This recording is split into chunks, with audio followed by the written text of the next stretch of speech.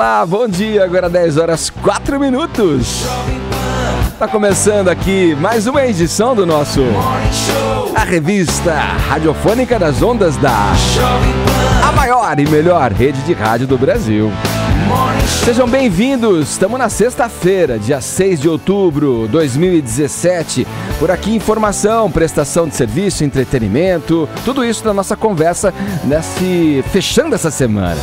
Sob suspeita, Ministério Público Federal questiona a veracidade de um contrato de locação e de recibos apresentados pela defesa do ex-presidente Lula. Yes, he can. Os principais pontos da palestra de Barack Obama em São Paulo. O ex-presidente americano foi bajulado por anônimos e famosos como Ronaldo Fenômeno e Eduardo Matarazzo Suplicy. Seja promovido. Pesquisas comprovam que fazer sexo melhora o desempenho no trabalho, melhora o desempenho profissional. É sexta. Por isso que eu tô tão bem aqui. A bancada comemora, hein? Sexta-feira. Mas olha só, quem vai falar sobre isso é a nossa colaboradora aqui do Morning Show, a psicóloga Paula Napolitano, que traz todos os detalhes sobre essa informação aí, que a gente vai saber de onde veio, quem que produziu essa informação, se isso é de fato verdade. É fake news. Ela até ia tirar férias e desistiu. Esses são alguns destaques do Morning que tá abrindo as portas dessa sexta-feira aqui na programação da Jovem Pan. Bom dia, Paulinha. Bom dia, Ed. Qual é a nossa hash hoje? Então hoje a gente vai celebrar essa pérola do terceiro milênio, essa coisa maravilhosa que faz a gente sorrir, o meme. Memes. Vamos promover uma competição maravilhosa, bem humorada. Hashtag Festival de Memes. Isso meme, Paulinha. Aquele meme que você... Meu Deus do céu, hein? Trocadalho, hein? Experiência com o Ricardo Arcon faz isso aprendendo. com as pessoas. É sexta mesmo. Tá contagiando, hein? Eita! Posta aquele meme que você usa sempre, aquele meme engraçado. Faz um meme aqui com prints da gente lá na transmissão da internet. Faça um meme do Edgar, por exemplo, meme de Ellen Brown. Vamos para os assuntos mais comentados do Brasil, que aí tá valendo prêmio no Twitter pra vocês, um kit do Morning Show. Então, hashtag Festival de Memes. Valeu. E olha, você pode interagir com a gente também pelo nosso WhatsApp, 11 931 17009. Podiam, inclusive, Paulinha, aproveitando essa tua sugestão aí, fazer um meme do Obama com o Eduardo Suplicy. Será que já não tem, né? Poxa, vocês viram ontem que o senador furou o bloqueio ali o vereador, né? O eterno senador Eduardo Suplicy furou o bloqueio da segurança para tentar entregar ao ex-presidente uma carta sobre o quê? O quê? Sobre o quê? O renda mínima da cidadania. Não cantou? É a bandeira política, né, do Eduardo Matarazzo Suplicy. Tentou entrar lá. Sério, isso aconteceu de fato. Ele furou esse bloqueio. Aliás, sob essa palestra do Barack Obama, teve pessoas que pagaram, sabe quanto? Quanto? R$7.500 pra estar no evento. Pra ver o Obama falar. Cara, é uma grana considerável ali. Um dia ele vai ganhar o que o Lula ganhou. Augusto é um célebre jornalista, estaria convidado certamente para um evento como esse, mas você pagaria, Augusto? Não. Sete muito, pilas e meia. Só se eu fosse o Gedel. E você, Paulinha? Olha, pra pagar 7 mil só no do Steve Jobs, que já morreu, né? Incluindo, não sei que processo pra ver essa palestra. Inclusive, só no caso de ele já tá morto mesmo e conseguirem trazer de volta. Pois tipo assim, mesmo, vou pagar 7 mil, mas pelo menos eu tenho uma palestra com alguém um cara que já morreu. Bom. Vai ser muito exclusivo isso daí. Mas entendeu? tá vendo? Você sacou o nome de que você pagaria, estaria disposta a pagar essa quantia pra assistir uma palestra. É bem hipotético, tendo em vista que ele já tá morto, mas seria legal ver o Steve Jobs falar. Mas e você, caro ouvinte? Né? Pra quem você tiraria do bolso o escorpião e mandaria 7,5 paus pra assistir uma palestra? Pra Augusto. Vai lá, tá? Você... A palestra do Augusto eu pagaria. Você pagaria até mais, eu acho. Com certeza. É conhecimento. Muito fã, né? Vai lá, conta pra gente pelo WhatsApp 11 931 17009. No mais, Você pode ver também o Morning Show, além de ouvir pelo rádio, você assiste o Morning pelo aplicativo da PAN, pelo portal da Jovem Pan, jovempanfm.com.br, pelo nosso canal no YouTube, youtube.com/Morning Show. E se não estiver satisfeito, vai lá no Facebook, que a gente tá por lá também, assim como no Instagram, tá bom? Vai lá, se curtiu o conteúdo, deixa o seu joinha, que a gente fica feliz da vida. Todos convidados a passarem a próxima hora e meia colados aqui na nossa programação, porque o Morning tá só começando. Vamos abrir o noticiário atualizando as informações sobre, essa tragédia aí que teve como palco uma creche na cidade de Janaúba, no norte de Minas Gerais. Para quem não sabe o que aconteceu, um homem ateou fogo no próprio corpo e em várias pessoas que estavam no local. Ele, uma professora e mais 5 crianças morreram. São dezenas de feridos. Vini, vamos lá. O que mais você pode nos contar a respeito dessa barbárie, dessa atrocidade aí? De cortar o coração, né, Edgar? A gente, pela manhã, estava ali coletando as informações e realmente fica chocado aí com essa tragédia em Janaúba, que é uma cidade com cerca de 70 mil habitantes lá em Minas Gerais. E essa tragédia aconteceu ontem por volta das 9h40 da manhã. Este vigia, o Damião Soares dos Santos, de 50 anos, foi até essa creche. Ele que era funcionário da creche, mas ele estava de férias entre julho e agosto, e em setembro ele pediu afastamento por problemas de saúde. Não se sabe ainda quais eram esses problemas de saúde. E ontem ele iria levar até essa creche o atestado. Só que ao chegar na creche ele carregava uma mochila e dentro dessa mochila tinha galões com combustíveis. E aí esse combustível ele jogou nas crianças, nos funcionários dessa creche e ateou fogo e também no próprio corpo, né? Essa creche tem uma capacidade, Edgar, para 82 crianças, todas menores de 6 anos, né? E várias dezenas ficaram feridas e 4 crianças acabaram morrendo, além da professora que tentou ali lutar até, né, contra o Damião e tentou depois salvar essas crianças. Ela teve 90% do corpo aí queimado e não resistiu. E também o Damião, que depois foi levado até para o hospital e 5 horas depois acabou morrendo, né? Então foram 4 crianças que morreram. Ontem tinha sido dada a notícia de 5 crianças, mas uma acabou sendo reanimada, né, e acabou sobrevivendo. Então, Edgar, uma notícia realmente trágica. Também são 38 pessoas aí que estão internadas nos hospitais tanto de Janaúba como de Montes Claros e de Belo Horizonte, né, que foram feitas aí algumas transferências, entre elas 22 crianças. Já foram feitas algumas investigações. A polícia foi até a casa do Damião Soares dos Santos, encontrou por lá muitos galões cheios de combustíveis. Ele morava sozinho, você sabe, não? Ele morava com a mãe, parece, Augusto. E alguns parentes afirmavam que ele tinha realmente alguns problemas mentais, e tudo foi realmente planejado, né? Segundo a polícia, foi tudo planejado. Essa data, 5 de outubro, foi a data que o pai dele morreu, né? E ele tinha já sinais de loucura, apresentava sinais de loucura desde 2014. Então este crime teria sido sim premeditado, Edgar. Sim. Olha, esse fato marca todos nós pro resto da vida. É difícil você ter o contato com uma notícia como essa e não transferir para si. Para quem não consegue se sensibilizar com isso, só tenta fazer uma transferência. Se um filho, se é uma criança, né, da família que está ali na escola, e não marca só a pacata Janaúba, mas o Brasil inteiro. Obviamente esse sujeito é um sujeito doente mental que fez isso, morreu. Se não tivesse morrido, provavelmente seria linchado pela população ali.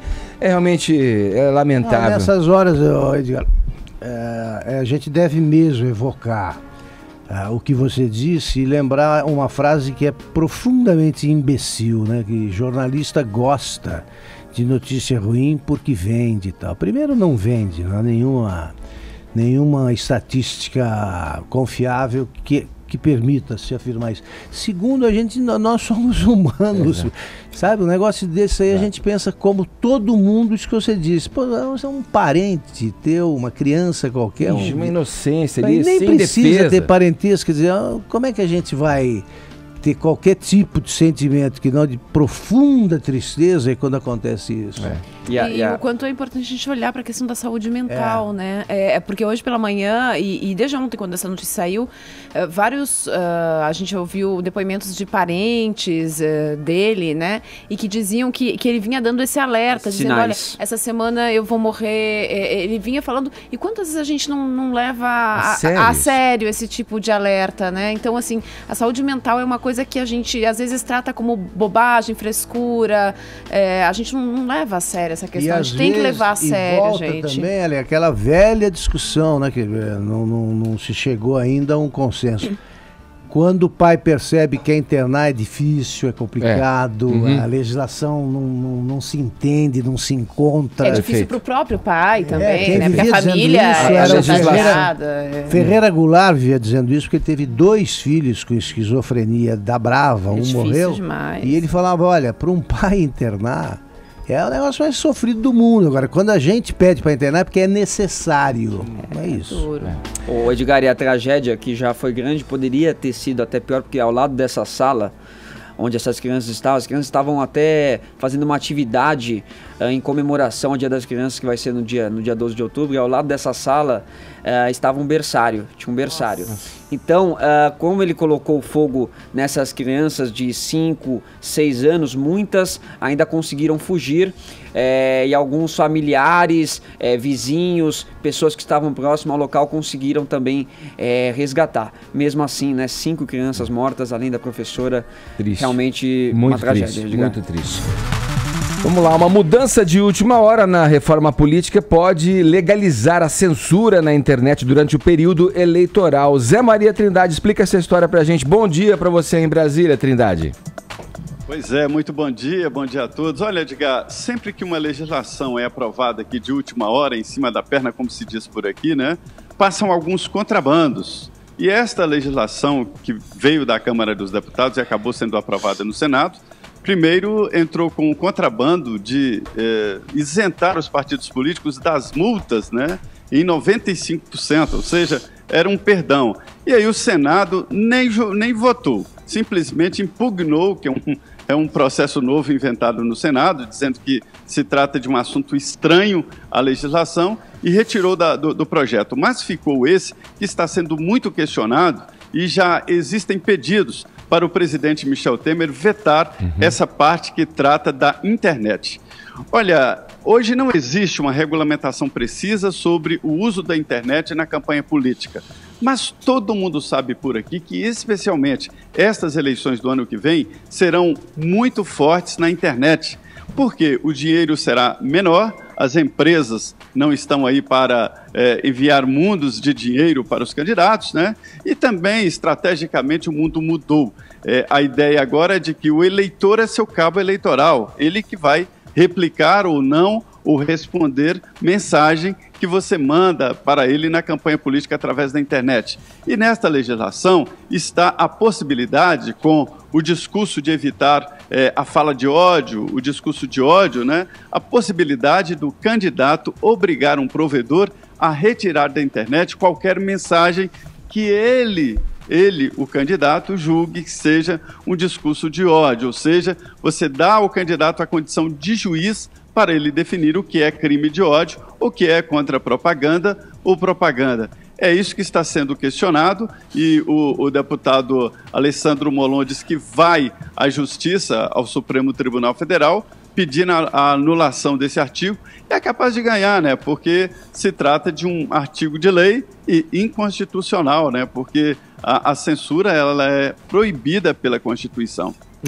Vale lembrar que o Estatuto da Internet já tem o Marco Civil, né? O Marco Civil da Internet, né, já tem questões semelhantes a essas, então não tem sentido isso que está sendo discutido agora. E a proposta e a previsão ali no Marco Civil é de que essas questões sejam dirimidas pela Justiça, né? Dentro da lei. Augusto, bom, o Trindade lembrou aí que várias entidades reagiram aí, a Associação Brasileira de Imprensa, por exemplo, pressiona o presidente Michel Temer, a ABET, para vetar essa proposta. Você acha que de fato essa proposta representaria um risco à liberdade de expressão e à democracia, Augusto? Sem dúvida. Eu defendo, por exemplo, o endurecimento das leis que tratam de insultos na internet, a agilidade na aplicação da lei, na verdade, porque demora muito, você te insulta, esculhamba. A internet é a lei da lá vigora a lei da selva ainda. Isso é uma coisa. A gente tem que acabar com fake news, isso é uma coisa toda. Outra é a censura. E isso aqui tem cara de censura, jeito de censura e é censura. O que eu recomendo para isso? Desobediência civil. Não, eu vou ignorar essa lei.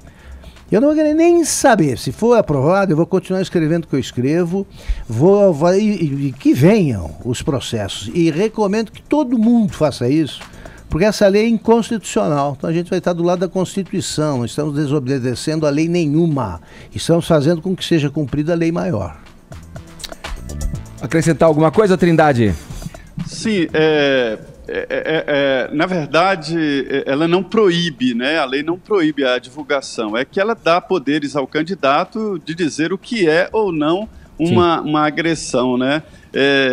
O nome disso aí que Augusto falou é a responsabilização, quer dizer, você pode falar o que quiser na internet, que é um veículo de comunicação, desde que você se responsabilize pelo resultado do que falou e comprove, enfim, arque com as consequências. Olha, eu queria só complementar aí a reforma política, não é só isso, criou esse fundo de 1 bilhão e 700, chega a 2 bilhões, porque ele não tem um limite, e também muda ali a arrecadação, pode arrecadar dinheiro para candidato através de vaquinha. Será um mundo novo, né? Todo mundo fazendo vaquinha para candidato. Difícil de prever. Valeu, Trindade. Obrigado pelas suas informações. Bom trabalho aí pra você em Brasília. Um abraço. Muito obrigado. Bom aí, dia. Trindade falando com a gente diretamente da capital federal. Vamos lá, agora vamos falar da passagem, na verdade, do ex-presidente dos Estados Unidos, Barack Obama, por São Paulo. Ellen, você que pagou aí os 7.500 pra ver o Obama, pode nos... Óbvio, né? Porque meu salário tá condizente com isso. Eu posso pagar isso. Vocês não podem, é um problema de vocês. Apenas 1/8 do salário dela. Ela né? pode destinar isso. Né? Vamos lá, o Obama veio fazer essa palestra, qual era a finalidade disso? Esclareça pra gente. Era um evento promovido aí, né, pelo jornal Valor e, claro, tinha ali na sua audiência ali, grande parte composta por empresários que pagaram 7.500, era o ingresso mais caro, mas tinha ingresso mais baratinho, gente, vocês estão aí reclamando de barriga cheia. Quanto que era aí, o arquibancada? Gente, a galera ali, o povão, tava pagando 5.000, de boa. A geral. A geral era 5.000, de boa, 5.000. Mas tinha meia entrada? Hã? Meia não. Servia um lanchinho, Paulinha, não rola meia, Paulinha, sabe, né? Por favor, né? Meia entrada não, carteirinha de estudante não rola, né? Aí, então, assim, não tinha lanchinho também, não tava assim, nesses esquemas.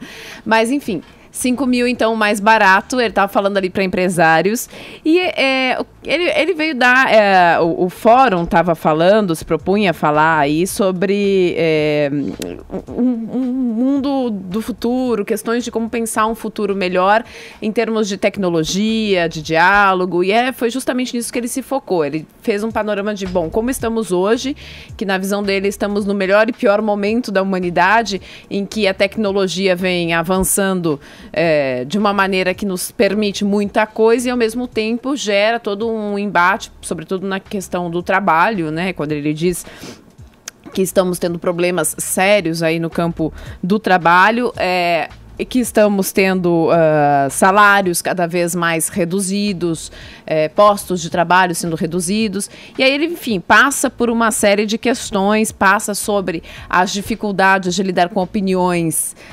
divergentes no mundo de hoje, diz que os Estados Unidos não estão tendo muito sucesso com isso e que ele aposta que isso sim seria o caminho uma sociedade melhor, né? Conseguir lidar com essas opiniões divergentes, e cada vez está mais difícil, mas e ele consegue reconhecer que na terra dele isso está sendo bem complicado neste momento.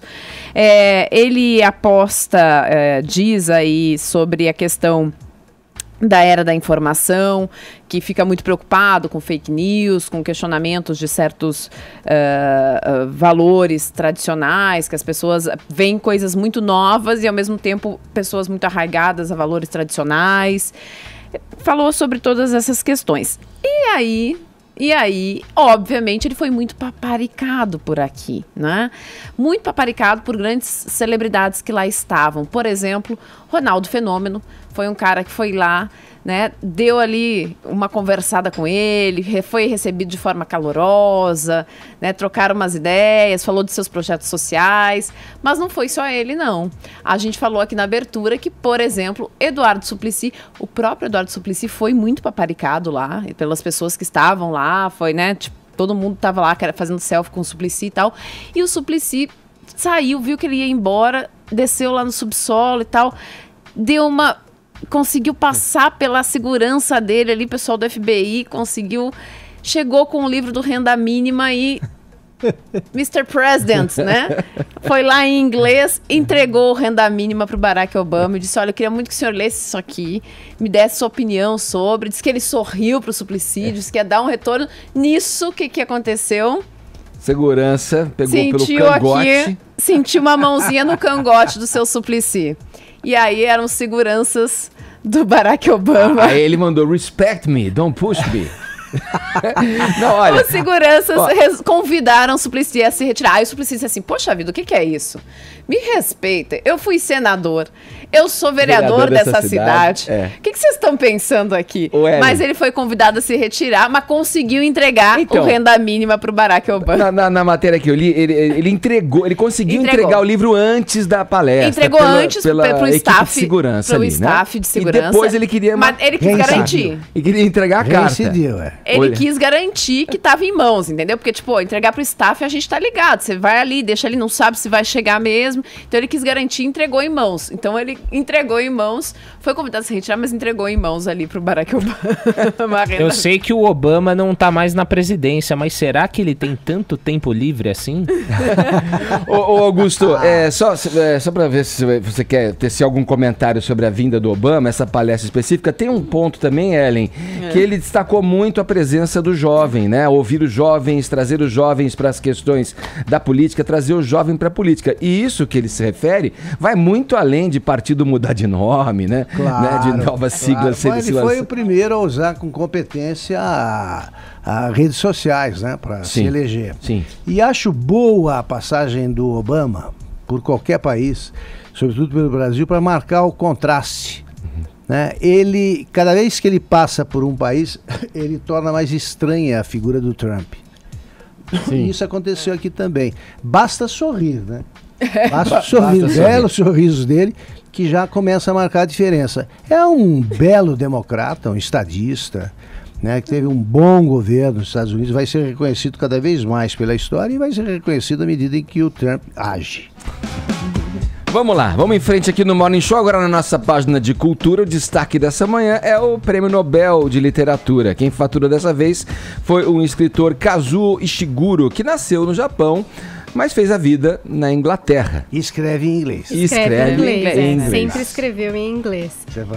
Então, Ed, ele não era um dos, digamos assim, favoritos? Que as pessoas... não era. As pessoas não apostavam que seria ele o vencedor. Tinha gente que achava que ia ser a canadense Margaret Atwood, que é autora de um livro que no Brasil tem o título de Diário de uma Aia, e que foi o livro em que foi baseado a série The Handmaid's Tale, que ganhou o Emmy esse ano, né, de melhor série dramática. Tinha gente que achava que quem ia ganhar era um queniano, chamado Ngugi wa Thiong'o, e tinha, claro, que aquele grupo que torce eternamente pro cara que nunca ganha o Nobel, que é o Haruki Murakami.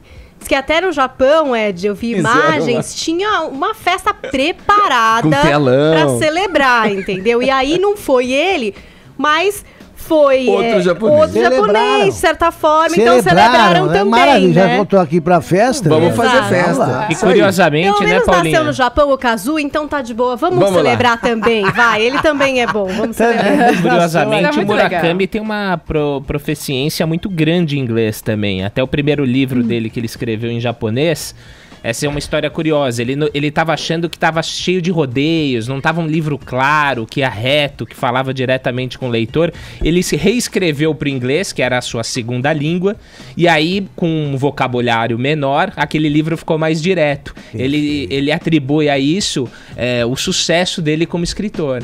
E esse cara que ganhou o Nobel, que não foi o Murakami, que, enfim, não sei se no ano que vem, você acha, Augusto, em algum momento ele vai ter que ganhar. Espero que ele esteja vivo, né? Vai ser bem maravilhoso. É só isso. Mas, de qualquer forma, esse autor que ganhou, o primeiro livro dele foi lançado em 82, Uma Pálida Visão dos Montes. Ele tem 8 livros lançados, não é muito, se você considerar todo esse tempo em que ele está escrevendo. Teve 2 livros dele que ficaram bastante famosos porque foram adaptados para o cinema, Edgar. Isso. Então, Os Vestígios do Dia,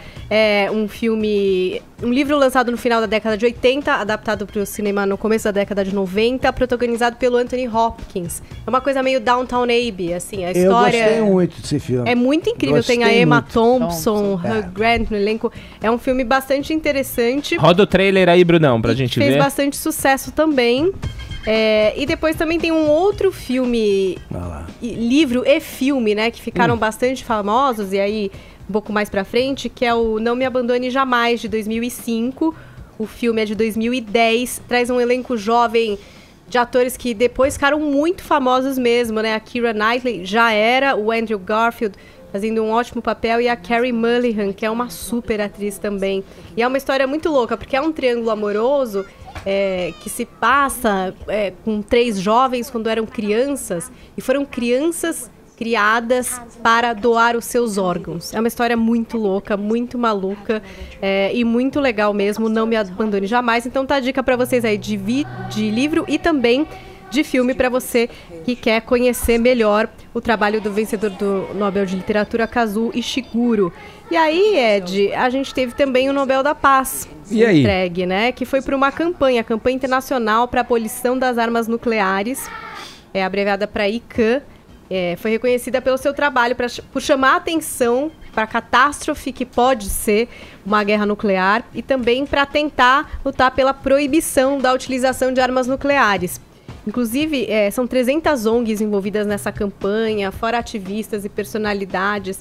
Eles conseguiram elaborar um tratado de proibição das armas nucleares que é assinado por 122 países, inclusive. Só que é meio ineficiente, porque as 9 potências que têm domínio de armas nucleares não são signatárias aí. Então, o que adianta, né? Quem tem não assina. E quando então você tá complicado. premia entidades, é sinal de que falta gente para premiar, né? E até o comitê do Nobel, eles falaram o seguinte, que esse momento foi escolhida, essa campanha, exatamente porque, por exemplo, a Coreia, nessa corrida armamentista, testando arma nuclear, reafirmando que pode fazer uso desse tipo de armamento, né? Inclusive, a mulher que lidera essa campanha, que é a Beatriz Finn, ela foi cogitada a respeito até do Trump e do Kim Jong-un, né? Dessa luta travada, por enquanto, no Twitter, graças a Deus. Espero que fique sempre por lá, né? E aí ela parece que bateu forte, disse ali que as armas nucleares representam uma ameaça constante para a humanidade e para toda a vida na Terra. E que não tem, né, como entrar num mérito de, tipo, vou usar uma arma nuclear agora aqui. Não dá, tipo, não tem como. Então tá aí. No ano passado, não sei se você se lembram, foi o Juan Manuel Santos, presidente da Colômbia, que ganhou o Nobel da Paz, né? E o de literatura, o Dylan. Que foi super complicado, né? Teve muita discussão. Agora voltou pra literatura. Esse ano eles não quiseram polemizar muito, então escolheram. A Pat Smith foi receber pra ele demorou meses pra responder. Olha, esse ano aumentou o valor do prêmio, viu? Ele perdeu passado, agora eu acho que foi pra garantir que fossem receber mesmo. Vamos pegar alguém que é mesmo escritor esse ano pra dar tudo certo, sem problema. Vamos, então tá aí. Tá tudo lá no meu blog pra quem quiser, quem perdeu aí os nomes dos filmes, dos livros, enfim. jp.com.br/Paula eu me lembro, Carvalho. na ocasião, Paulinha, você também deve se lembrar, o Peninha teve aqui, foi com a gente por telefone. Que é super fã. É super fã do Bob Dylan, o Eduardo Bueno. Tem histórias que não acabam mais. E ele antecipou isso, ele falou assim, olha, ele nem vai receber, viu? Ele nem deveria receber, ele falou isso, atestou no ar isso. Conta só uma do Peninha que é fantástica, ele tá na casa dele, ele só ouvia o Bob Dylan, só falava no Bob Dylan, só escrevia sobre o Bob Dylan, tá? Aí um dia a mãe dele chegou e falou assim, olha aqui, o Bob Dylan ou eu? Ele falou, o Bob Dylan, isso aí. Demorou pra voltar e voltou a pedido da mãe. Fechou, Paulinha? Fechado. É isso aí, agora 10 Só uma dúvida, qual o filme que o Augusto gostou mesmo, Augusto? Vestígios do Dia. É só adotar aqui. Anota aí. A gente vai assistir hoje. Ah, da hora certa, então, seu... É brincadeira. Qual é o seu nome Germando, mesmo? pô, você nunca... Germando. 10h34, horário de Brasília. Oi, tá ouvindo aí? Aí? Oi, Ô, tudo Vini, Oi, chega aí. vamos lá. Tem que falar uma coisa pra você. Pô. Diga. Não sei, tenho reparado aí que nesses últimos dias aí, a tua queda aí no desempenho foi notória, No assim. programa, né? Seu desempenho profissional ficou um pouco Sério? aquém, eu acho. A tua capacidade não tem nada a ver com a tua dedicação, tua capacidade intelectual. Tô me esforçando. Distraído, mas- velho. Sei lá, você tá se sentindo bem? Não, eu tô me esforçando, mas não sei o que aconteceu. Bom, vamos falar depois, porque eu acho que também te expor aí numa coisa pessoal aqui pro público não vai ser uma boa. Daqui a pouco a gente conversa quando a gente sair do ar, tal. Porque agora o papo é com a nossa psicóloga e terapeuta sexual, Paula Napolitano. Afinal de contas, hoje é sexta-feira. Bom dia, Paulinha. Muito bom dia. Ó, o assunto que você nos traz hoje aqui nessa manhã é bem curioso, para dizer o mínimo. Vamos lá, pesquisadores da Universidade de Oregon, nos Estados Unidos, chegaram à conclusão de que fazer sexo melhora o desempenho no trabalho. Viu, Vini? Fica a dica. Eu sabia que tinha alguma coisa aí. Tá rindo, né, rapaz? Tá rindo, né? É um bullying, né? Vou acrescentar um dado aí. A mulher tá grávida aí, né? Encaminhando pro final da gestação. Sei bem como é que é essa fase. Vamos lá, Paulinha. O que os pesquisadores descobriram, né? Afinal de contas, a gente pode acreditar nessa pesquisa? Assim, ela traz dados pra gente pensar. Na verdade, é uma pesquisa pequena, né? Foi feita com 159 pessoas numa empresa lá nos Estados Unidos, né? E eles faziam assim, 3 vezes por dia, de manhã, no início da tarde, final da tarde, eles entregavam uma pesquisinha perguntando sobre o humor, sobre atenção no trabalho, sobre concentração e a pergunta-chave, se eles tinham transado do expediente anterior até a manhã seguinte. E aí eles acompanharam esses 159 casais, né, pessoas, né, casadas, durante 2 semanas. E o que eles perceberam é que 31% no aumento da produtividade das pessoas que tinham tido relação sexual no dia anterior. E 3 vezes mais criatividade no trabalho. Olha. Significativo, né? Significativo. Vem cá, mas assim, dá pra gente supor então que, por exemplo, quem fez sexo às 8 horas da manhã, né? O efeito fica valendo até quando, assim, digamos? Meu Deus!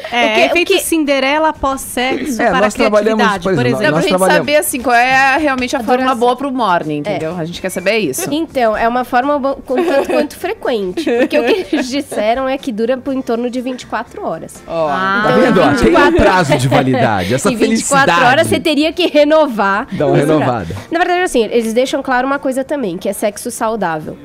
E eu entendo que quando eles colocam sexo saudável, é uma questão de quando foi realmente um sexo prazeroso, um sexo gostoso. Então não é qualquer sexo. Porque muita gente vai falar, então agora a gente tem que fazer sexo todo dia ou qualquer coisa do gênero. E se não é um sexo gostoso, que depois você sai, porque tem muitos casais que estão com a vida sexual um pouco complicadas. Saem da vida sexual com sentimento de frustração, sente que não houve uma interação entre o casal, que um chegou lá e o outro nunca chega, ou de repente que a mulher teve dor na hora, ou o homem perdeu a ereção, ou ejaculou rápido demais. O que acontece é que a pessoa sai frustrada. Sai decepcionada, sai mais triste e não vai render mais no trabalho, não vai ficar mais criativo, né? Mas é um rendimento intelectual, será que é global? Porque jogador de futebol Esse negócio de ficar Não, lá... tem a história do Dadá Maravilha, que ele sempre conta, é um clássico a história do Dadá Maravilha, que todo intervalo de jogo ele era obrigado a ir no vestiário e, né, dar aquela aliviada. E era o segredo dele fazer gol. Era o Ia segredo lá dele e se fazer gol. resolvia? Era o segredo dele fazer gol. Ele tava fazendo um efeito placebo dessa que é, Augusto? É mentiroso. E no futebol existe muito essa discussão, Tem né? mesmo. Sobre No a esporte de concentração, forma geral, né? Na verdade, Olha o aqui, que ó. a gente... Relaxa, né?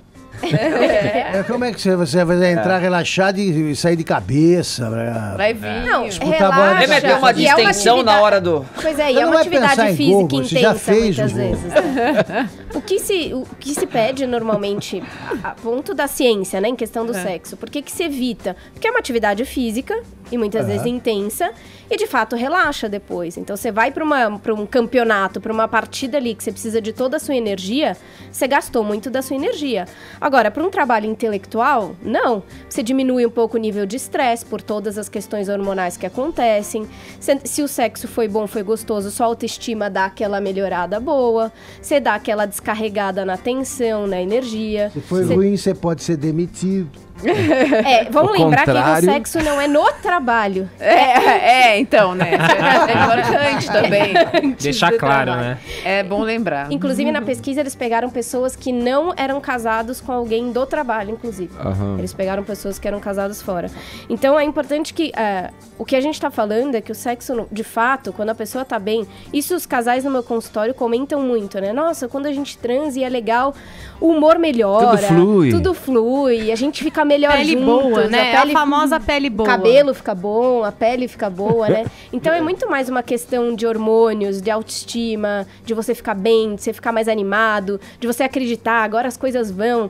Não é só no sexo, não, mas se generaliza, né? Agora tá dando certo, agora vão... Então, mas é curioso até a questão da criatividade, né? Porque quando a cabeça tá mais livre, a criatividade também pode aparecer, né? E isso, bom, você já falou, é tanto pro homem quanto pra mulher, né? Essa Isso. satisfação tem que ser plena pros dois. Exatamente. A pesquisa mostrou que não teve diferença entre homens e mulheres. Ambos se beneficiaram com esse sexo gostoso, rendendo pro trabalho e pra vida geral. Quero saber se o excesso de sexo, não sei o que, como é que a gente pode mensurar o excesso, né? Pode prejudicar. Se a gente estiver falando do excesso ligado a vício, com certeza. Porque aí é uma coisa que você perde o controle. Então você nunca se satisfaz. Então você transou, você ficou feliz, mas acabou já a felicidade, eu preciso de mais. E aí eu já entro na frustração, eu já entro no... Então, se for esse excesso relacionado a vício, que você precisa, que você está angustiado, que você está sofrendo, que você precisa de mais, prejudica. Agora, é difícil dizer o que é excesso, né? Eu acho que quando é excesso, vício, sim. Agora, se há muita frequência, se ambos estão curtindo e não tá atrapalhando nada, acho que em momento nenhum vai atrapalhar, né? Ô, Vini, e aí, meu? Tá Você quieto, pegou pô. umas dicas? Não, tô pegando as dicas aqui. Tá anotando. Ô, Vinícius, tá anotando o que aí? Achei que você teria mais perguntas a fazer a Paula. Não, eu já sabia disso, por isso que eu trabalho tão feliz, né? Com um desempenho tão bom aqui na rádio. Pode cancelar seu MBA, viu, Vini? Você não precisa disso aí, não. A dica tá aqui. E às vezes a gente pode lembrar também, porque às vezes os casais acabam entrando naquela rotina de que transa só no fim de semana, quando tem bastante tempo, quando tá tudo à vontade. E às vezes um sexo matinal, no meio da semana, Aquele que não precisa ser aquela, inesperado ali, que não precisa fora ser aquela da- coisa longa durante tanto Uma tempo. rapidinha. Uma rapidinha Fora da escala, ali, que você vai lá, acorda a outra pessoa de um jeito gostoso e tal, também pode ser uma alternativa, né? Ô, Paulinha, mas alguém já chegou ao seu consultório, algum paciente, e você identificou que o problema ali num eventual mau desempenho no trabalho estava relacionado a pouco sexo? Já em algumas situações, não, essa não era a única questão. Mas quando a gente ia investigar a vida como um todo, o relacionamento não estava legal, a frequência sexual estava muito baixa e ele estava insatisfeito com essa frequência sexual. E aí ele se sentia mal, se sentia culpado, achava que ele era o único homem que não estava satisfeito e não conseguia contar para os amigos porque você não fala sobre esses assuntos. Então o sexo era um dos fatores que estava prejudicando, já aconteceu algumas vezes.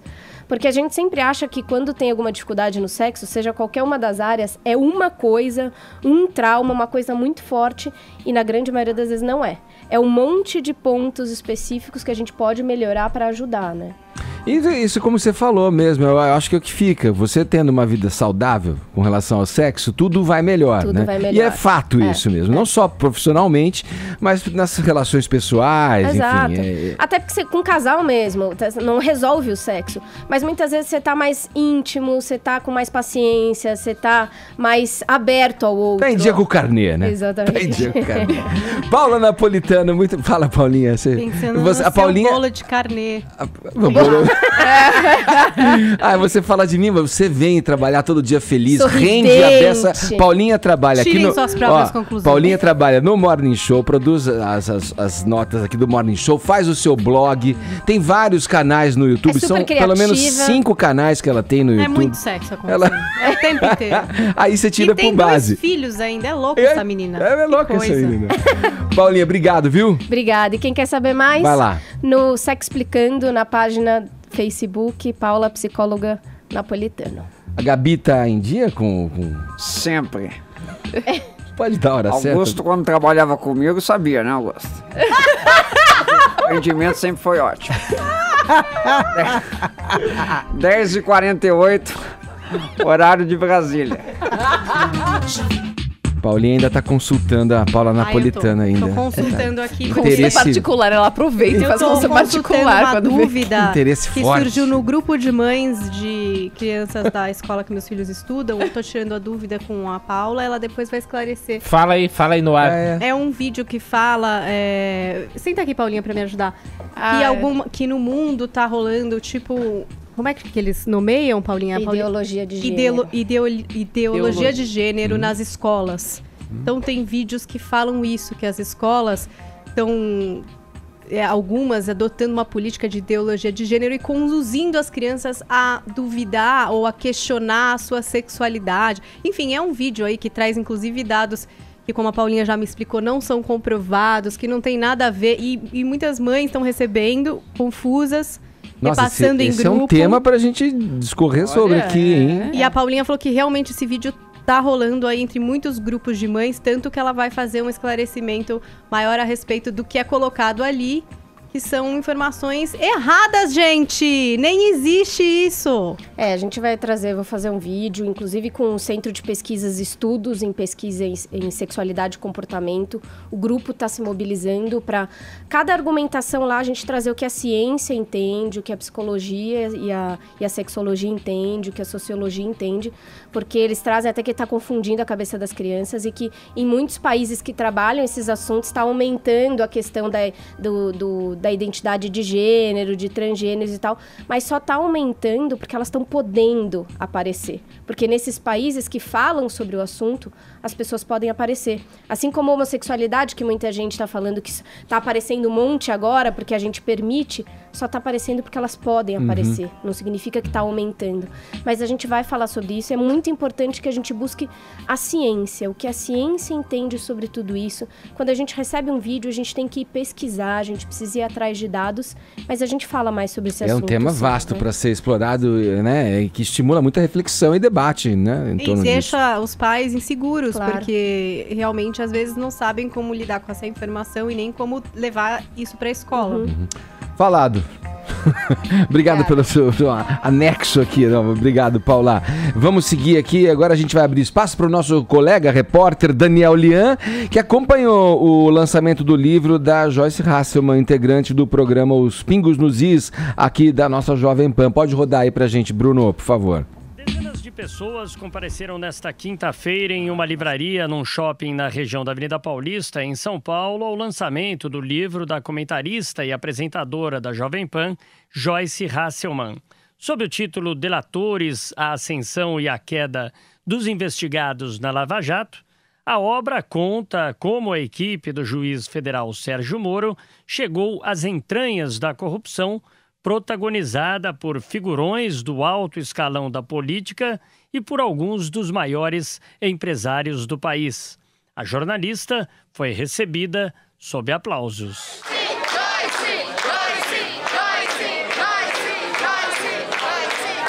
A noite foi bastante concorrida.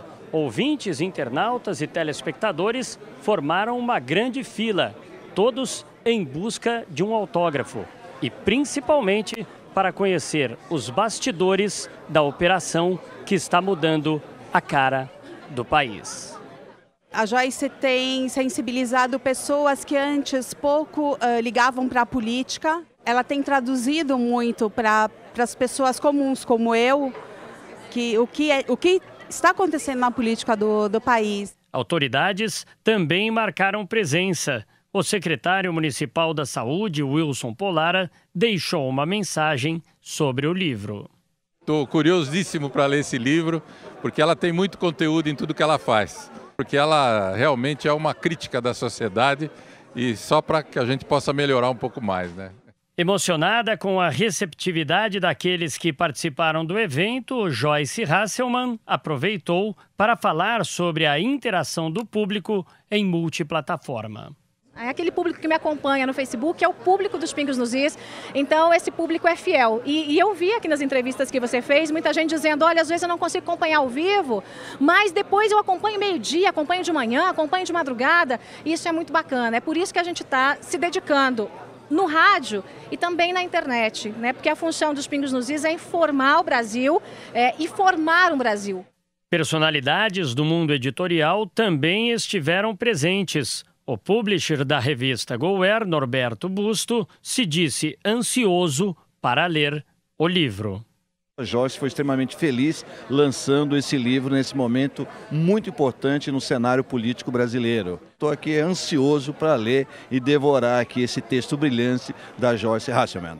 Houve quem veio de longe, como jornalistas Alceu de Lemos. Uma colega combativa, que eu acompanho desde os primórdios. E Alexandre Neder, de Piracicaba. É um momento importante para a história do Brasil, onde as verdades estão sendo ditas, descobertas e o país está sendo passado a limpo, muito pelo trabalho jornalístico de profissionais como a Joyce. Os companheiros do programa Os Pingos nos Is destacaram a importância do livro num momento turbulento que o país vive. Cláudio Tognoli lembra a relevância da delação. Os delatores, sobretudo aqueles enfocados pela Joyce, eles estão trazendo provas circunstanciais, que são pessoas com as quais eles combinaram as ilicitudes, e provas materiais, estão dando dicas de onde estavam o dinheiro e os depósitos. Então, não tem como passar o Brasil a limpo se a gente não passar pela figura do delator. Felipe Moura Brasil remeteu à fala a mudança de paradigma no combate à corrupção. Essa obra sobre os delatores é muito importante porque foi através deles, dos delatores, né, em função desse sucesso que foi a Lava Jato, que a gente descobriu a verdadeira história recente da política criminal brasileira. A obra não é de ficção e, pelo panorama atual, segundo a própria autora, muitas edições virão pela frente. Vai ter que ter Delatores 2, vai ter que começar a escrever já, né? Palocci vai abrir o bico, né? O Eduardo Cunha vai abrir o bico. Então, a gente só vai realmente sossegar quando a faxina for feita, absolutamente feita, nesse Brasil. Tá aí, agora faltando 1 minuto para as 11, o horário de Brasília.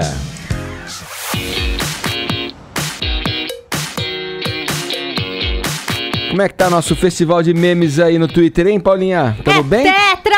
Você tá brincando? Olha a claque aí, a claque aplaude, gosta. Boa, Paulinha. Estamos em primeiro nos assuntos mais comentados deste país. Isso aí. No Twitter com a hashtag Festival de Memes. Eu até separei um, se você tá acompanhando a gente com imagens, vai poder ver e eu vou descrever para quem não tá acompanhando com imagens para entender aí, ó. Olha esse meme clássico e maravilhoso, não é verdade? Cláudia Silvestre botando a Glória Pires no Oscar pra descrever o Bom Dia, né? É ótimo, é legal? Não vi, não sei. Não posso comentar, né, Edgar? Acontece bastante. Com a mesma cara, né? E depois a gente tem aqui a Ida... não, esse é da Ana. A Ana pôs um meme que é o seguinte, é tipo... Tá online, aí um pug super feliz, né, correndo, mas não responde, aquele pugzinho da depressão, né? Escreve muitos momentos de expectativa e realidade nas nossas vidas. Tem também a Ida Lima, que postou aí, ó, se for beber, beba com controle. E um homem maravilhoso bebendo com controle remoto na mão. Isso sim é forma de se manter o controle na bebedeira, né, Ed? Segura o controle na mão e mantém o controle na hora de beber. Não fizeram nem um meme seu, Paulinha? Mostra um seu aí. Na verdade, o meme que fizer... A Ellen postou um meme meu. Que é o melhor de num todos. grande momento desse programa, que eu não vou comentar, você vai ter que ver no Twitter. E não falar. Tem um meme também que fizeram da Ellen, que conseguiram pegar um frame logo que ela fechou o olho, assim, e aí colocaram, tipo... que me olharam Melania Trump, assim. Eu trabalhando na sexta, assim, sabe? Tipo, meio com o olho fechado, assim, meio preguiça. E aí, estamos em primeiro, né? Tem prêmio hoje. Continuem mandando seus memes pro hashtag Festival de Memes. Vamos lá, seguindo aqui no Morning Show, a gente volta a falar de política, muda até a nossa trilha aqui, porque olha, o Ministério Público Federal colocou em dúvida a veracidade daqueles recibos de aluguel e do contrato de locação entregues pela defesa do ex-presidente Lula. Sim. Por quê? O petista é suspeito de ser o dono de um apartamento vizinho ao dele em São Bernardo do Campo, que teria sido recebido como parte de propina. Vamos lá, conta mais pra gente, Ellen. Pois é, gente, aqueles recibos que todo mundo acabou comentando aí quando foram entregues, porque tinham 31 de fevereiro que não existiam no calendário. Todos os meses terminam dia 31 de fevereiro. Augusto, é do seu tempo aquela história que a gente fazia janeiro, fevereiro, pra janeiro, março, abril, isso. maio. Ó, gente, a dica, quem não sabe, você fecha a mãozinha e aí vai contando pra saber os meses que tem 31 ou não, entendeu? Ou aprende aquela musiquinha, né? 30 dias, tem dezembro. Essa eu não conhecia. Abril, julho e novembro. Então, dá pra fazer isso, entendeu? A defesa podia ter feito esse esquema aí, não errava as datas É aí. um álibi muito mais convincente. Não errava as datas aí dos recibos, entendeu? Então, foi isso que aconteceu. Entregaram recibos cujas datas não existem no calendário e recibos com erros de ortografia. Aí, como ficou, né, uma coisa meio esquisita esses recibos, agora, então, a Força Tarefa da Operação Lava Jato resolveu abrir uma investigação para averiguar a veracidade desses recibos de aluguel de um imóvel que é um apartamento vizinho, o apartamento onde vive o presidente Lula, em São Bernardo do Campo, e ver se esses recibos são ou não verídicos. São recibos de aluguel pago pela ex-primeira-dama Marisa Letícia, teriam sido pagos ao proprietário desse imóvel aí. Que é primo do Bunlai. Do Bunlai, do amigão do Lula, o Bunlai. Então, a Justiça já pediu, inclusive, esses recibos teriam sido assinados no hospital, não é isso? Foi um dos maiores desastres. A questão do hospital. E a Justiça já pediu para o hospital os registros de entrada. Eles demoraram 7 meses para apresentar os recibos. Então, já se pedia o recibo, aí levaram esses 7 meses para apresentar. Quando apresentaram, tinha ali entre os recibos datas que não existiam, tinham erros de ortografia, né? E agora, então, o que vai se averiguar é realmente a veracidade desses recibos. Eu acho que eles conseguiram produzir um álibi que vai resultar em mais um crime, mais um processo. Por quê? 7 meses demoraram. Esses erros que a Ellen apontou. Os recibos foram assinados segundo o proprietário, o Laranja, que se eles diziam que era o proprietário, esse primo do Bunlai, eles foram assinados num único dia no hospital. Segundo também esse mesmo testemunho que ele prestou, ele nada recebeu entre 2011 e 2015. Então está completamente furado isso aí. Mais uma produção Cristiano Zanin. Aliás, falando do Lula, Augusto, essa semana ele disse que o Lula não é só mais o Lula, que o Lula é, como ele disse, a ideia assumida por milhões de pessoas, uma espécie de entidade. Não deixa de ter o seu lado verdadeiro, porque o Lula é uma ideia, quando ele diz que é uma ideia assumida por milhões de pessoas, porque é uma seita que faz com que os seguidores mesmerizados aí acreditem em tudo que o Lula faz. Eles são Lula, ponto. Agora, se ele for uma ideia, é uma tremenda ideia de Jerico, né? Porque é só olhar para trás, é só para ver o que aconteceu nesses últimos anos, para ver que grande ideia nós tivemos, né? Eu tava ouvindo os Pingos nos Is outro dia e o Felipe Moura Brasil disse o seguinte, que é muito conveniente neste momento o Lula dizer que é uma ideia, porque ao contrário de um corpo, uma ideia não pode ser presa. É verdade. E ele se comparou a Tiradentes. Vamos lá. Tiradentes. Vamos agora para o nosso WhatsApp. Como eu falei no começo do programa, o ex-presidente Barack Obama deu uma palestra ontem em São Paulo. O valor dos ingressos, anote lá, de R$5.000 a R$7.500. Perguntamos aqui para os nossos ouvintes se eles pagariam essa fortuna para ver a palestra de alguém. Aliás, só para fazer uma correção aqui, o Vinícius Silva, nosso chefe de reportagem, ele corrige. Diz que rolou uma meia entrada aí, viu? Ah, rolou? Rolou uma meia entrada? Teve aí. Caramba. Tinha o pessoal tipo a Paulinha chorando lá, né? Pagou, Pô, aí dava pra 2,5, hein? É, aí 2,5, né? Melhorou, melhorou. Vamos ver o que disseram os ouvintes aqui. Olá, galera da Jovem Pan, do Morning Show. Sou Olá. Jaqueline de Recife. Acho Jaque. que pagaria R$7.000 se fosse uma palestra de Jesus Cristo, somente, viu? Beijo, adoro vocês. Com direito a um milagre ainda. Bom dia, pessoal do Morning Show. É o José aqui de Guarulhos. Eu pagaria 7 pila para ouvir a palavra de uma pessoa que é o meu ídolo, entendeu? É Virgulino Ferreira, vulgo Lampião. Eu queria ouvir o que ele teria a dizer sobre esse Brasil que nós estamos vivendo agora, na política e em tudo mais. Eu queria muito ouvir a palavra de Virgulino Ferreira. Companheiros, sabe, tem companheiro aí pagando 7 mil pra ver o Obama. A minha palestra é muito mais barata. Você tem que pagar menos R$1.000, tá bom, pra ver minha palestra. Lula, bom dia, morning. É muito bom porque é muito ruim, né? Que nem tem palestra. Não tem. Tá aí, olha, obrigado a quem participou, quem interagiu com a gente. Daqui a pouquinho você vai conferir aí se ganhou ou não a nossa camiseta aqui do Morning Show. Agora 11h12, o horário de Brasília. Morreu aos 81 anos uma das principais figuras do teatro brasileiro, a atriz e produtora Ruth Escobar. Vamos lá, Paulinha, o que se destaca pra gente? O que devemos saber sobre vida e obra de Ruth Escobar? Então, a Ruth desde os anos 2000 descobriu que estava com Alzheimer, né? E vinha lidando aí com a doença, que, como vocês sabem, prejudica bem a perda da memória, né? Uma das principais características. Logo ela, atriz, que, enfim, tinha que decorar textos e tal.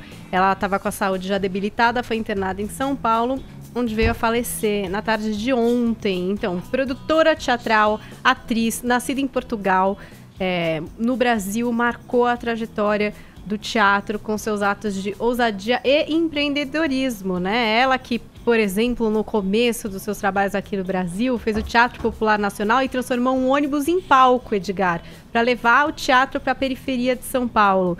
Em 64, 63, abriu o seu próprio teatro, a sua própria casa de espetáculos para encenar e também acabou ali na década de 70 abrigando diversas conversas a respeito da ditadura militar. Em 74, criou o Festival Internacional de Teatro e trouxe para cá diversas companhias de teatro internacionais para trazer esse intercâmbio mesmo entre os artistas, né, Ed?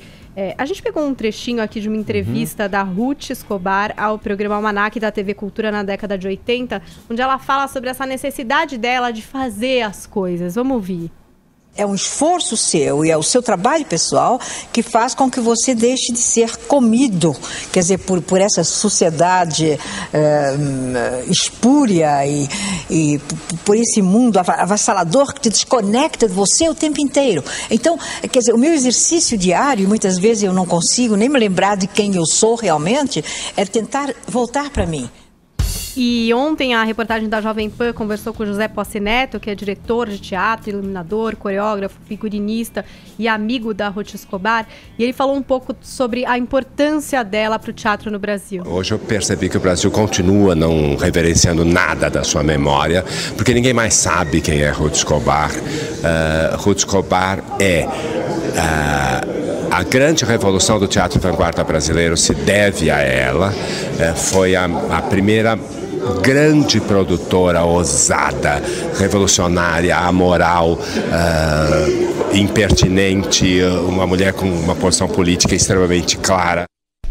A posição política, ela sempre fez muita questão de se posicionar e de falar. O Augusto estava conheceu ela, né, Augusto? Com a gente. Conheci e testemunhei essas mobilizações aí que ela promoveu, porque ela tinha posições políticas definidas, mas uma facilidade enorme para circular em todas as áreas e atrair para causas comuns, né? Ela era Como atriz, ela não, eu tenho de ser justo, ela não foi uma das grandes atrizes. Não, ela era uma boa atriz.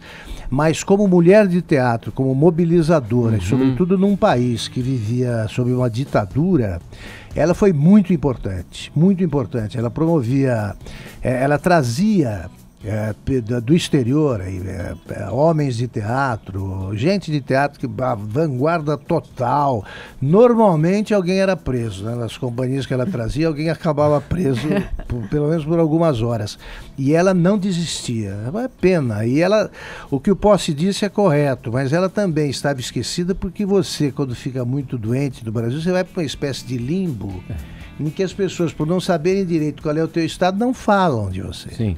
Então ninguém sabia, muita gente se surpreendeu com a morte por não saber se ela ainda vivia, tal. Mas foi uma grande mobilizadora no momento em que poucos tinham coragem de se mobilizar em torno de qualquer causa. Sim. Os últimos trabalhos dela aconteceram na década de 90, quando retornou aos palcos com a peça Relações Perigosas. Depois a gente teve alguns festivais produzidos por ela entre 94 e 97, e aí ela também levou para os palcos a versão de Lusíadas em 2001. E em 87 ela lançou uma autobiografia, que chama Maria Ruth, uma autobiografia. Então, para você que não conhece o trabalho da Ruth Escobar, quer conhecer, vale a pena ler o livro escrito por ela, falando da sua trajetória. Sem dúvida, um nome que deve ser exaltado aí e destacado, né, na cena da arte brasileira, né, e a Ruth Escobar como uma grande mobilizadora, aí, como pontuou o Augusto. Vamos lá, vamos fechando o Mori, já estamos entrando na reta final do programa dessa sexta-feira. A gente dá aqui uma notícia inesperada. Ninguém poderia imaginar que, mais uma vez, Silvio Santos promoveria mudanças no jornalismo do SBT, né, Vini? Mas bem inesperado.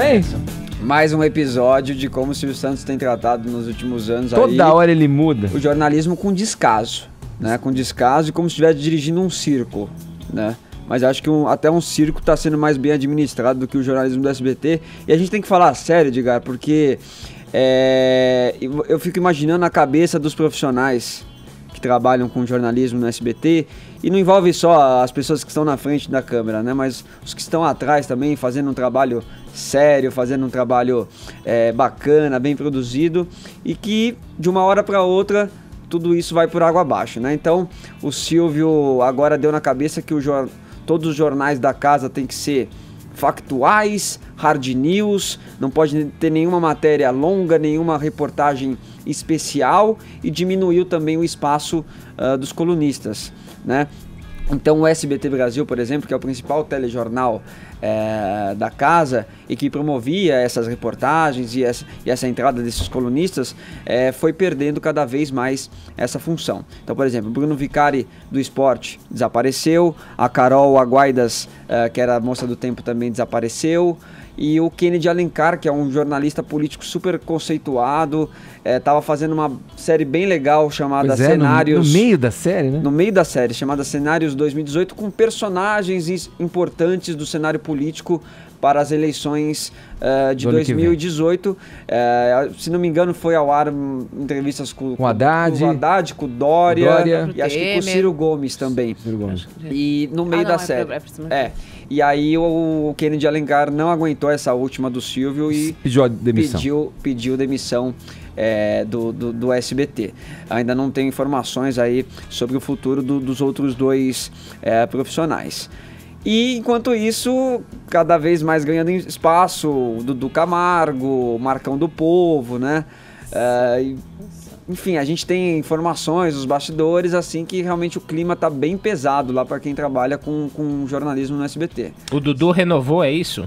O Dudu teria renovado o contrato por mais 2 anos. E nada contra o Dudu Camargo também, né? Ele foi botado nessa situação também pelo Silvio Santos, um garoto novo, sem muita experiência, mas o problema é o descaso com os outros profissionais, né? Teve a demissão também das meninas, né? Há um tempo atrás aí, da Joyce, né? Enfim, Via de regra, o dono da emissora, ele vai fazer o que ele quiser. Ele quer focar no entretenimento, ele quer dar esse tipo de perfil jornalístico, ele vai dar. Só que assim, o SBT com a estrutura que tem... Kind of, né? É uma concessão. Não, sim, mas... mas sim, vai fazer o que quiser, porque é dele. Ele faz a opção em priorizar o entretenimento em detrimento do jornalismo, por exemplo. Sim. Tá no direito dele ali como diretor, o presidente, dono da emissora e tal, mas ele perde a chance de, com a estrutura que o SBT tem, na abrangência que o SBT tem, de credibilidade, e de o conteúdo. tempo que ele dá para essas experiências, pode ser de 2 meses, 2 anos e 2 dias. Aí é 6 horas da tarde, depois passa para as 8, aí vai para amanhã, vem. Então assim. Isso aconteceu quando trabalhamos lá rapidamente, lembra, Marília? Sim, era uma loucura, né? Não, e aí você vê, o SBT que já teve nomes como Boris Casoy, Nascimento, Carlos Nascimento, Ana Paula Padrão, o Hermano Henning. É humanamente, imagina humanamente o que é isso, né, gente? O Cabrini ainda tá. Continua, tá lá, né? Por enquanto, sim. Por enquanto tá lá.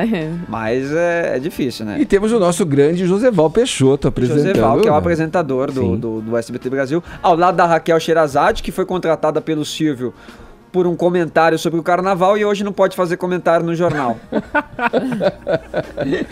Bom, é isso. Vamos aqui finalizando o programa com os ganhadores agora. Paulinha, temos aí presentinhos para os tuiteiros, claro é isso? Que temos. Esse pessoal que nos colocou em primeiro, né? Estamos ainda? Estamos. É o assunto mais comentado desse país, o festival de memes lançado pelo Morning Show. Obrigada, Morning Squad, vocês são maravilhosos. E quem ganhou foi o Jederson Eugênio. Ele que ganhou aqui, postou um meme engraçado e faturou. E o nosso cast tá aí, quem é que vai aparecer para dar o prêmio aqui? De novo, meu. Cadê ele? Mas quem deixou o senhor entrar? Saiu? Arcou. Esse menino até que eu gosto também. O vencedor é o José. E você sabe que minha mãe também falava pra mim... não dá mais, ou eu ou Augusto. Eu falei Augusto. Edgar, só um registro rápido aqui. Acho que pode ser alvo de um meme aqui, Paulinha. Avalia, você que é perita nesse assunto. O presidente do Comitê Olímpico do Brasil, a gente noticiou ontem, né? Foi ontem a prisão dele. E agora o Comitê Olímpico Internacional foi bem duro ao anunciar a postura dele após a prisão do presidente Carlos Arthur Nussmann. A entidade internacional não só suspendeu o brasileiro de todas as atividades ligadas ao movimento olímpico, inclusive de seu cargo na organização dos Jogos de Tóquio em 2020, como suspendeu o COB como membro, né? Isso não afeta, porém, a participação do Brasil na Olimpíada de Inverno do ano que vem na Coreia do Sul. Então é mais um capítulo aí envolvendo essa novela em torno do Nussmann, que foi preso, como o Rodrigo Viga noticiou aqui no dia de ontem. E os diálogos, né, com os africanos lá, dizendo, olha, o dinheiro não chegou ainda, viu? Estamos passando vergonha aqui com o presidente do Comitê Africano, Olímpico Africano. Edgar, aí é o legado olímpico. O Nussmann preso, né? Ricardo Teixeira com os Estados Unidos lá atrás dele. Del Nero não pode sair. Del Nero não pode sair de casa. Tá uma beleza. Olha o esporte brasileiro nas mãos. O cara do vôlei lá que recentemente também...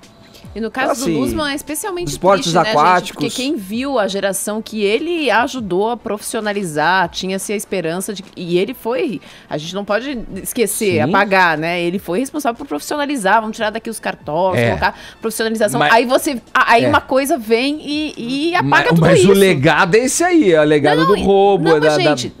Mas lá atrás ele fez uma coisa positiva. E aí agora, o que vai entrar pra história dele é não é salvo-conduto pra roubar, né? Não é, o que vai entrar pra história dele agora é isso. É muito triste, macula todo o resto. Enfim, é muito triste. Como bem disse o Augusto, o Phelps foi o recordista nas piscinas e o Nussmann o recordista de nado no esgoto, né? Porque quanto que ele tinha de ouro lá? Eram 16 quilos de ouro. 4 barras de 4 quilos. Dava pra ficar em terceiro lugar já no ranking das Olimpíadas, né? Tanto ouro assim. E eu, aproveitando, eu queria agradecer também, aliás, um convidado que teve com a gente aqui, aqui o André Micelli, que ele é diretor do Departamento de Marketing Digital da FGV, mandou um presentinho pra gente aqui, planejamento de marketing digital. Obrigado, André. A Paulinha também agradece. Eu gostei da minha dedicatória aqui, ó. Uma ferramenta contra a tecnomatutice, Edgar. Obrigado, André. Valeu. Vou ler para aprender mais a respeito, para ir além, fazer a pós-graduação, né? As aulas da Paulinha acabam não sendo só suficientes. Tem que expandir o meu conhecimento. Boa. Vamos ficando por aqui. Amanhã tem mais. Amanhã não, amanhã a gente folga, tá? Vamos voltar segunda-feira. Né? Pera aí. Então é semana que vem, por favor. Vamos voltar segunda a partir das 10 da manhã aqui na Jovem Pan. Bom final de semana para todo mundo. Obrigado pelo prestígio e pela audiência. Tchau. Bom fim de semana. Tchau.